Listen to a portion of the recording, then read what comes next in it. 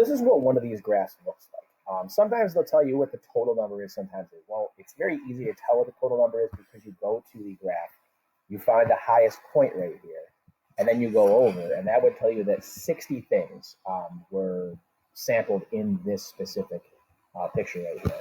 So what we have to understand is y tells me how many have happened to that point. So if I pick one out right here, if I go to 8 and I go up, then I go over right there, it tells me that about 42 have happened at 8 or under. This is basically telling you how many have happened to that point. So if I count all the seedlings that are 4 or under, I had 5. If I count all the seedlings that are 6 or under, got about 16. That's what this graph is telling me. So it says how many seedlings have a height of 5 centimeters or less? Well, 5 is right here.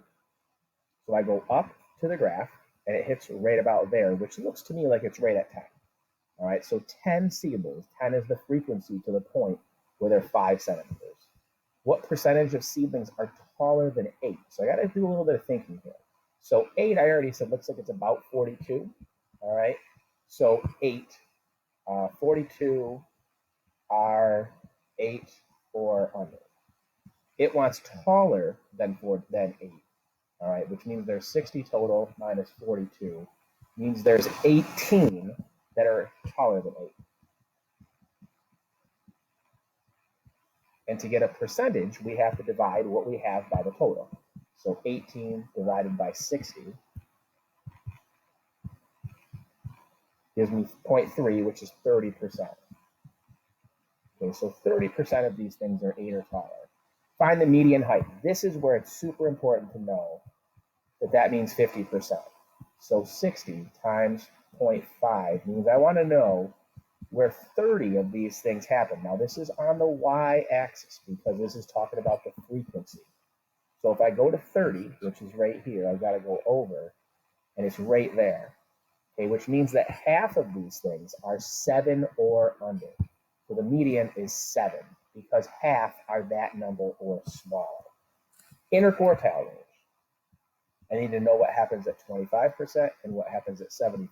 So that's going to be 0.25 times 60, which is 15. And this is 0.75 times 60, which is 45. Now I've got to look both of those up on the y value, all right, and see what I get for an x. So I go over here, I go to 15, and I go over, and it's going to be right around 6. All right, so we're going to say 15 is at 6. And then 45 is right here, so I'm going to go over, and it looks like it hits right there. So I'm going to go down, and that's 8 point, I don't know, we'll go 8.2. So when I go back down here, it appears that 45 is 8.2, meaning 45 things are 8.2 or under, and 15 was, I already forgot, I think 6.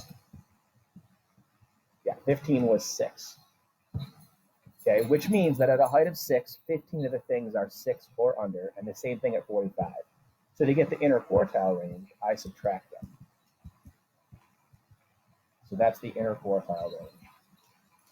Then finally, it says 90% of the seedlings are shorter than what number? So that means I want to know 90%, which is 0.9 times 60.